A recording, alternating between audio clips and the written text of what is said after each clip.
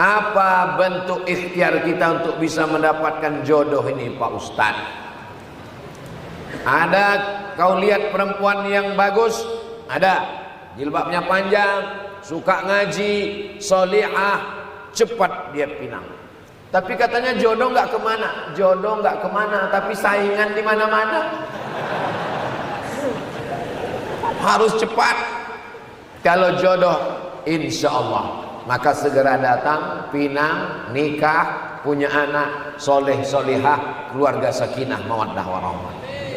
Setan selalu menggoda, nantilah, nanti selesai dulu S2, nanti setelah, nanti punya ini, nanti. Dia tunggu. Segala perbuatan baik dia suruh tunggu, dia suruh tunda. Lawan setan, segera. Kalau ada teman, nggak usah bro, kita nikmati dulu masa kita. Diam kok setan. Mohon pencerahannya Pak Ustaz. Udah cerah udah, apalagi. Apa yang harus dilakukan perempuan jika ada laki-laki yang mengajak ta'aruf, namun si laki tersebut tidak paham ilmu akidah, sementara si perempuan akidahnya mengikuti mazhab Asy'ari? Jangan kalian nikah sama Syiah, jangan nikah sama Khawarij, jangan nikah sama Murji'ah, jangan nikah sama liberal, jangan nikah sama sekuler, jangan nikah sama beda akidah, nanti kalian susah sendiri. Kau kenapa belum juga nikah? Ada calon Pak Ustaz. Kenapa tak dipinang? Beda keyakinan Pak Ustaz. Beda agama. Enggak. Terus saya yakin dia tak yakin. Awak sangka beda akidah. Rupanya dia yakin, cewek itu tak yakin. Beda keyakinan kata dia. Nah jadi antum payah nanti antum. Kenapa lah antum mesti sama dia juga? Begitu banyaknya yang akidah Asy'ari. Ini Asy'ari semua. Grup, ikut ke grup, nama grup nanti ditampilkan. Ini nama sekian akidah Asy'ari, ini akidah sifat 20. Udah. Nanti kita buat acara akad nikah masalnya. Pas hari ulang tahun Riyadus Sholihin, kita buat acara nikah masal. Daftar aja sekarang. Kalau kalian terkendala masalah akad, ini saya carikan Pak Kuanya.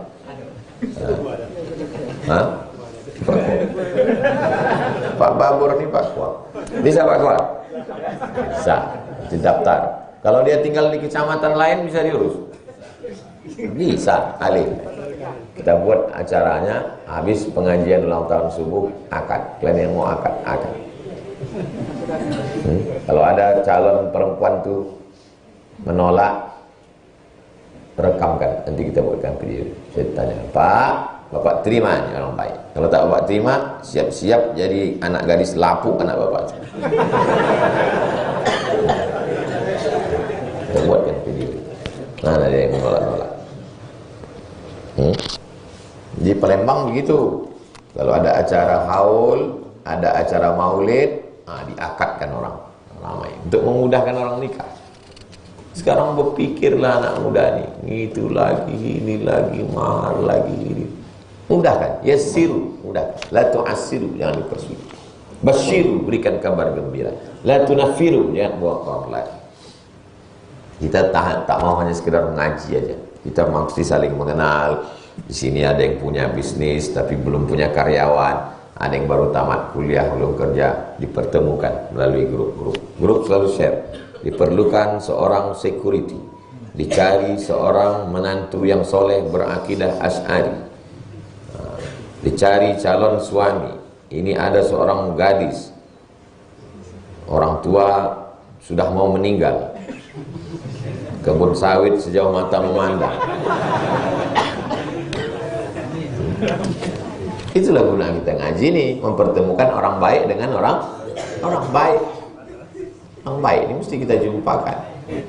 Apa hukum KB bagi ibu-ibu yang tidak ingin punya anak karena takut tak bisa membiayai pendidikan di tempat yang baik, pondok pesantren misalnya, atau takut tak bisa mendidiknya menjadi anak yang soleh-solehah, yang nantinya malah akan menyeretnya ke neraka? atau karena suami sifatnya cuek, menjadi penjudi online, narkoba, sehingga istri malas memiliki, menambah, tak mau punya anak. Ini bertanya apa curhat?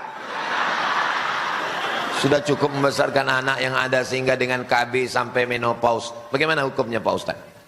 Tazawwajul walud al-wadud. Nikahilah perempuan yang subur, yang banyak anak dan penyayang. Itu artinya disuruh cari istri yang subur supaya banyak anak. Kalian yang belum nikah, yang udah tak usah senyum-senyum lagi. Yang belum nikah, kalian cari perempuan yang subur.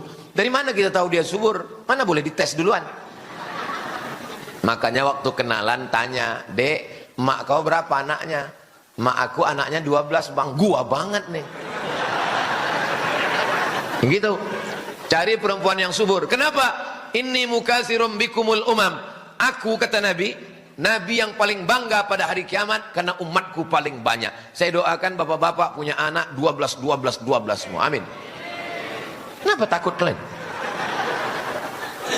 Dulu dikatakan orang Indonesia tak boleh banyak punya anak, cukup 2 saja. Waktu zaman saya sekolah dulu, aliyah, saya taman aliyah 96. Waktu itu sedang heboh-hebohnya BKKBN, program cukup 2 anak. Ada duit limper, ingat duit limper, 5 perak, gambarnya ibu, anak 2 sama bapak. Apa katanya? Tak boleh punya anak. Sekarang kita ketakutan sama orang Tiongkok mau datang. Kenapa?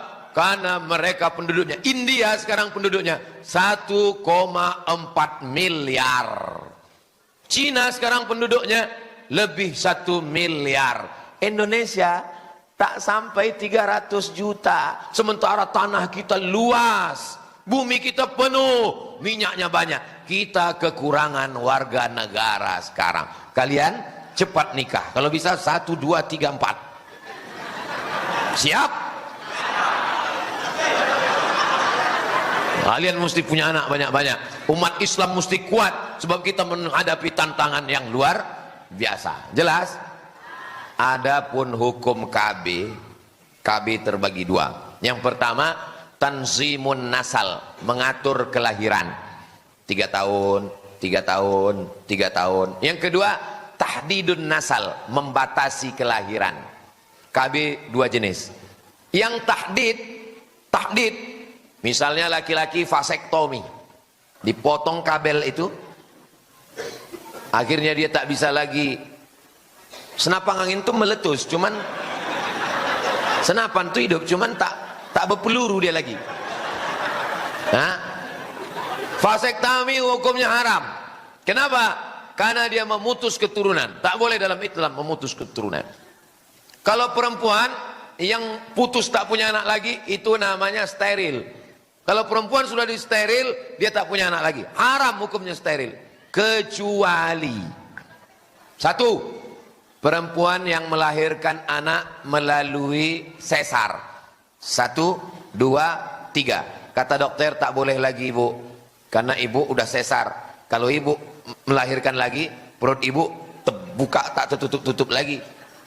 Pilihannya 2, antara mati atau steril. Maka boleh steril dalam keadaan darurat tingkat tinggi. Atau dia kena penyakit diabetes akut, gulanya tinggi. Kata dokter, ibu tak boleh hamil, karena kalau ibu hamil gula ibu makin naik, pas melahirkan ibu bisa mati. Ditanya suaminya, "Pak, gimana ibu ini kalau mati?" "Ya nggak apa-apa," kata suaminya. Ibu tak boleh hamil, karena kalau ibu hamil nanti mati. Mimdate mata ya bawati. Tak boleh. Vasektomi laki-laki haram tanpa sebab. Perempuan kalau dia steril tak boleh tanpa sebab. Yang boleh itu adalah tanzimun nasal, pengaturan.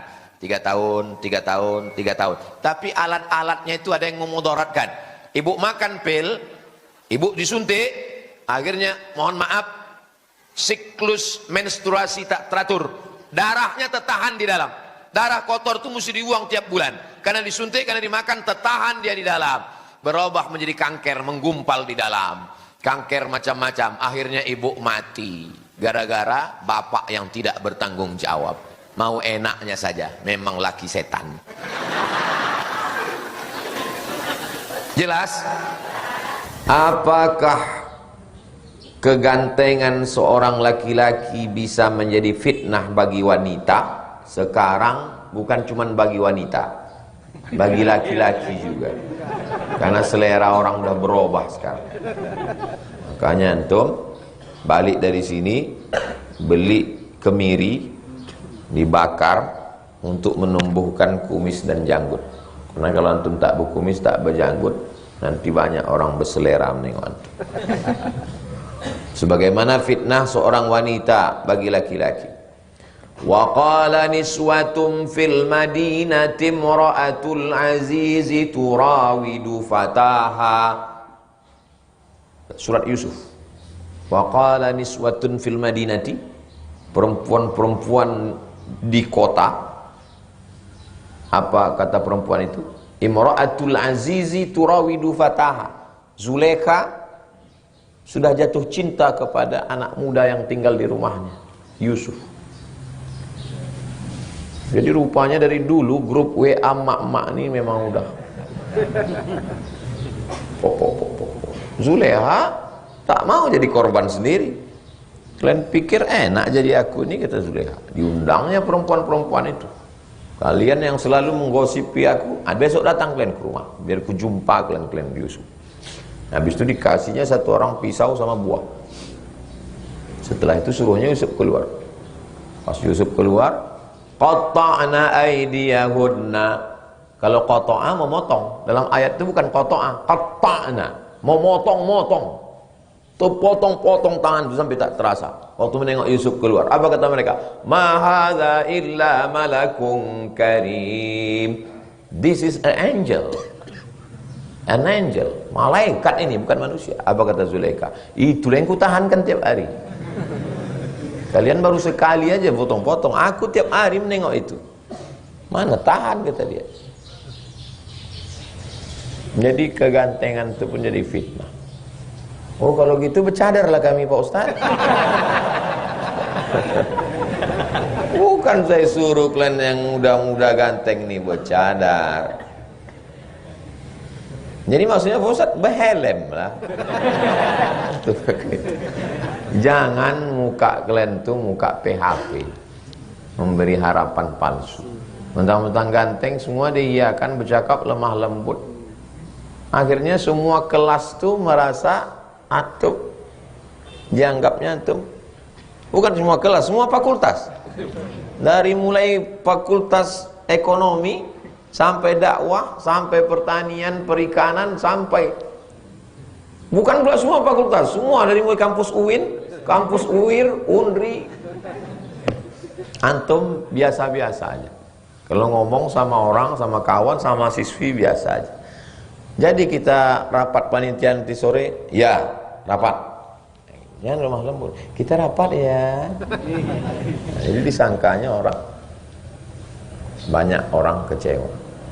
Masalah antum sudah sesuai dengan syariat Islam, lalu ada orang yang berbuat salah, itu bukan salah kita lagi. Sama macam antum buka rumah makan jual nasi, datang orang membeli nasi antum, dimakannya, bertenaga dia, setelah bertenaga merampok dia. Lalu pas di akhirat ditanya perampok, kenapa kau merampok? Karena aku bertenaga. Kenapa kau bertenaga? Karena aku makan ketupek gulai paku dari warungnya tadi. Tidak, antum dapat dosa gara-gara itu, karena itu bukan urusan antum. Antum menjual yang halal. Memang wajah itu ciptaan Allah. Tidak mesti setelah ini antum beli air raksa siramkan ke muka. Daripada ini jadi fitnah, ku hancurkan aja. Penting antum sesuai dengan syariat Islam, tidak menjual harga diri, tidak memberikan harapan-harapan, tidak kecicilan, tak ramah tak tentu arah. Maka insya Allah kegantengan itu jadi nikmat. Kalau antum ganteng, antum sholat, antum sopan, antum baik, itu jadi dakwah juga. Apa kata kawan-kawan antum yang lain? Tengok sih itu, udah ganteng, kaya, sholat lagi. Kau udah hitam, tak sembahyang, belum masuk neraka udah hitam. Nah, jadi kalau antum ganteng, antum jadi iklan untuk Islam ini. Banyak kawan-kawan saya yang ganteng-ganteng itu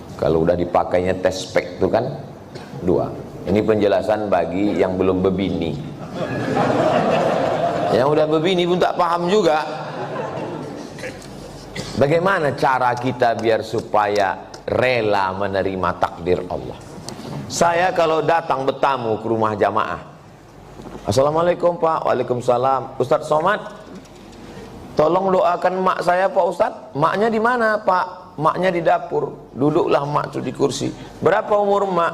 80. Belum bisa saya menerima, karena mak saya meninggal umur 70. Dalam hati saya tetap, kok hidup mak dia, kok mati mak aku? Kok tak sempat makku ku bawa jalan-jalan ke Brunei, ke Malaysia? Kok tak sempat ku senangkan dia? Tak bisa hati saya menerima. Macam mana saya mau menceramahi jamaah? Marilah kita sabar menerima takdir Allah. Saya aja tak sabar. Tapi cara Allah menghibur saya, habis saya tausiah datang ibu-ibu. Ustadz, tolong doakan keponakan saya. Keponakan ibu ini kenapa? Ayahnya meninggal, emaknya meninggal, dia hidup sebatang kara, anak SD kelas 2. Oh, aku sempat aku serumah 11 tahun sama emakku, dari 2008 ke 2019.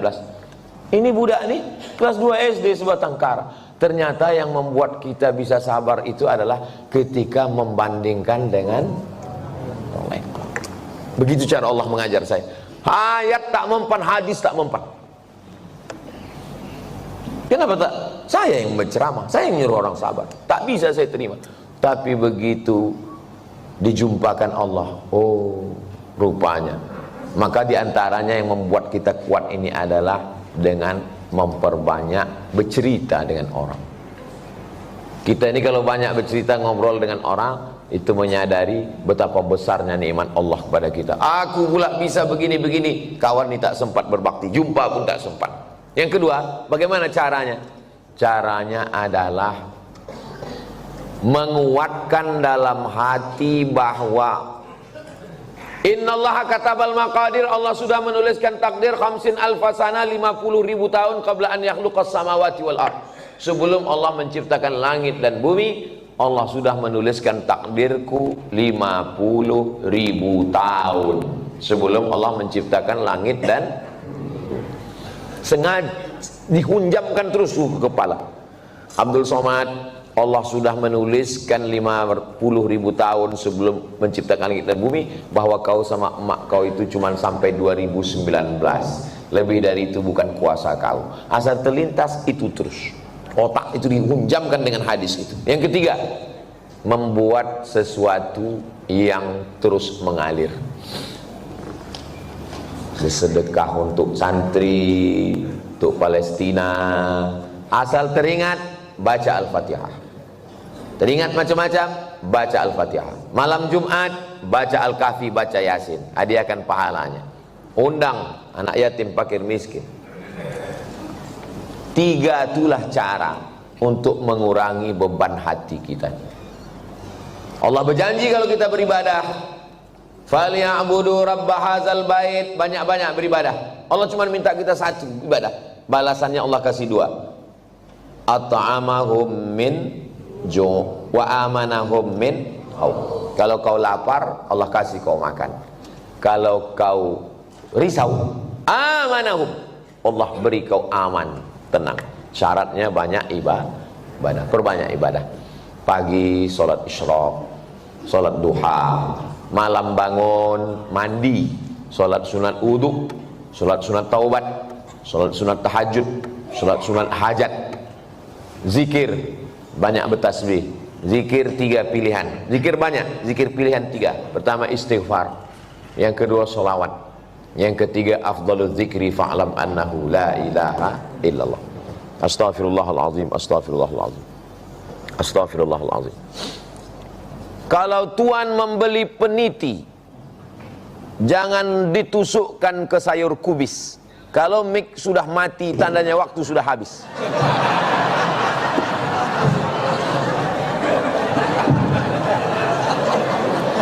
Kalau tuan membeli peniti, jangan dicucukkan ke sayur kubis. Kalau mik sudah mati-mati, tanda waktu sudah habis. Di akhir majelis mari kita sama berdoa kepada Allah supaya Allah menjadikan hati kita ini ridha menerima takdir Allah Subhanahu wa taala. Tapi usaha tak pernah berhenti. Yang belum berjodoh terus berusaha, mudah-mudahan dapat jodohnya.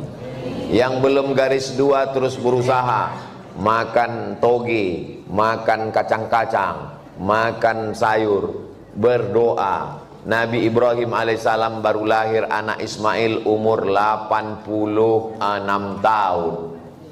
86 tahun baru dapat anak Ismail. Istrinya yang diponis mandul namanya Sarah, rupanya mengandung setelah Ismail umur 13 tahun. Waktu itu umur Nabi Ibrahim 99 tahun. Akhirnya punya anak. Waktu anak itu lahir, tersenyum Nabi Ibrahim. Karena udah diponis orang istrinya mandul takkan punya anak, senyum dia. Senyum itu bahasa Yahudinya Yitzhak, bahasa Arabnya Yithak. Maka dikasihnya nama anak itu Ishak. Ishak itu artinya tersenyum bahagia. Saking kan lucunya cara Allah ingin menguji seorang hamba. Tak ada yang sulit. Innama amruhu iza arada syai'an ayaqula lahu kun. Tak ada yang sulit bagi Allah. Allah cuma ingin menengok air matamu tumpah di tengah malam. Allah cuma ingin melihat sujudmu lebih lama. Dalam perjalanan hidup saya, dipukul ombak, dihempas gelombang, baru saya paham. Rupanya kalau hidup ini tenang-tenang saja, tidak akan melahirkan nakhoda yang ulung. Kalau tidak tajam ombaknya, sujud kita sebentar. Tapi kalau pukulan itu kuat, lama sujud kita dan terasa nikmat. Karena tak ada lagi kawan yang bisa diajak berbisik. Akhirnya kita berbisik ke tanah. Malaikat-malaikat di langit memintakan doa itu dikabulkan Allah Subhanahu wa ta'ala.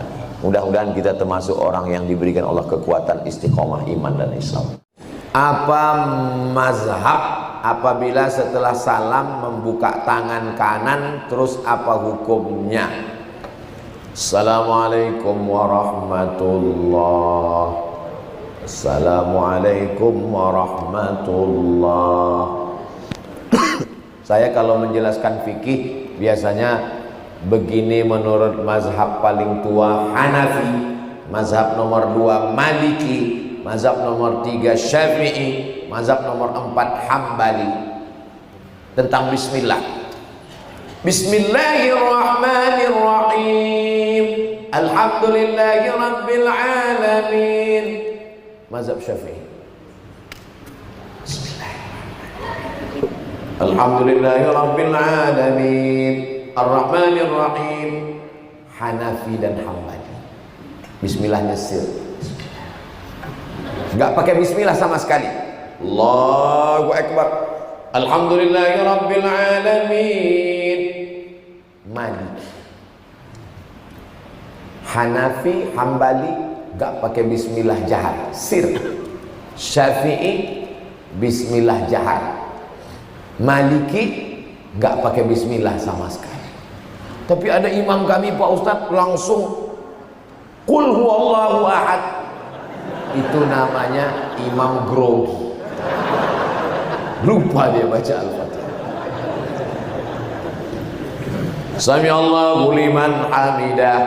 Allahumma hdina fi man hadait. Syafi'i. Imam kami nggak baca kunut Pak Ustadz. Hanafi dan Hambali nggak pakai kunut. Syafi'i berkunut. Tapi kemarin Pak Ustadz ada katanya imam kunutnya nggak bunyi dan kunutnya sebelum rukuk. Maliki kunutnya sebelum rukuk. Walam yakul lahu kufuwan ahad. Allahu Akbar. Hanafi, Hambali nggak pakai kunut. Syafi'i berkunut setelah rukuk, i'tidal. Maliki berkunut sebelum rukuk, nggak berbunyi. Jadi begitu saya selalu menjelaskan. Dulu kelahi masalah kunut nggak kunut nih kelahi. Alhamdulillah Pak Ustaz, di tempat kami sekarang udah nggak kelahi lagi. Kenapa? Karena nggak sama sholat subuh. Tentang masalah meletakkan tangan, nggak ada tiang mic-nya, nggak bisa saya kasih contoh. Tentang masalah salam, Assalamualaikum warahmatullahi. Assalamualaikum warahmatullah. Tangan yang buka mazhab apa Pak Ustaz? Sampai sekarang saya nggak tahu. Memang betul saya nggak tahu. Mungkin kurang bacaan saya. Nah, itu. Tanya nanti sama Ustaz yang tahu. Mungkin ada kitab yang dia baca. Udah saya cari-cari nggak jumpa. Mazhab apa? Wallahu a'lam. Mungkin mazhab buka tutup.